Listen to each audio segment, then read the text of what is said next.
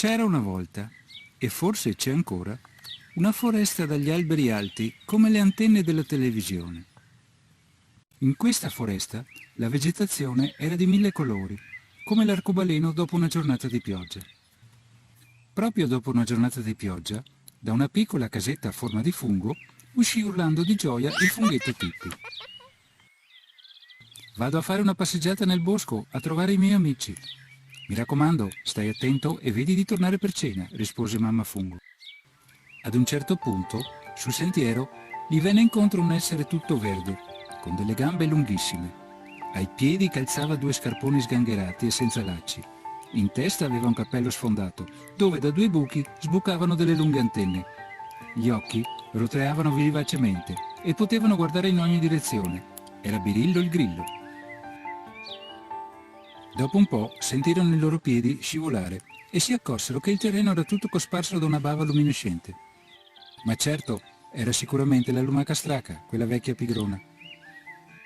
«Ehi voi due, dove andate così di fretta?» chiese la lumaca straca. «Dai, vieni a giocare con noi», le rispose Tippi. «Se mi aspettate, vengo con voi», disse la lumaca sbuffando e rancando dietro a loro lungo il sentiero. Mentre stavano procedendo, udirono sopra le loro teste un frenetico sbatter d'ali. Un'aquila maestosa veniva giù dal cielo di sghimbescio, volando ad ampi cerchi. All'improvviso precipitò violentemente a terra in mezzo a loro, in preda ad un irrefrenabile singhiozzo. Era l'aquila embriaca, che come al solito aveva alzato il gomito, o meglio l'ala, avendo bevuto troppo succo di mirtillo, di cui andava ghiotta. «Vieni a giocare con noi», le disse Tippi. «Ok, hic», rispose l'aquila incespicandosi le proprie zampe. Proprio quando stavano camminando tutti insieme allegramente, udirono un grido provenire da sotto i loro piedi. «Ehi, state attenti voi, o finirete per calpestarmi!» Era la vocina della formichina Brina, dalle molte zampette, 2 delle quali calzavano scarpe da ginnastica. Anche lei si unì alla combricola, che iniziava così ad essere una bella squadra. All'improvviso sentirono provenire dal bosco una canzone modulata dal vento.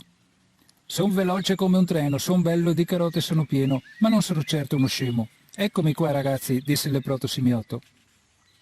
Con un balzo piombò in mezzo a loro un essere dalle lunghe orecchie, con delle zampe enormi rispetto al corpo e con un sorrisetto furbo dietro i baffi. «Cosa fareste senza di me? Dai, seguite il vostro comandante», disse il loro vanitoso. Chiacchierando tra di loro, si diressero a giocare sul prato. Ma di colpo si trovarono gettati tutti a terra, come se avessero sbattuto la faccia contro un muro invisibile. Che cos'era? Ma certo, era niente, il loro amico che non si vedeva.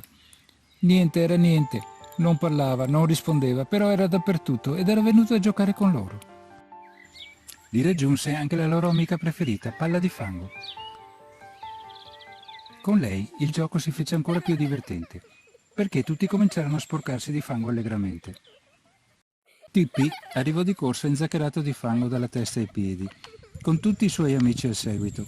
«Mamma, posso invitare i miei amici a cena?» chiese Tippi. «Va bene, ma...» rispose la mamma un po' perplessa. «Non crederete di entrare in casa così conciati?» proruppe con voce roboante papà Fungo, il quale andò subito a cercare la canna dell'acqua per chiederle di lavarli tutti quanti.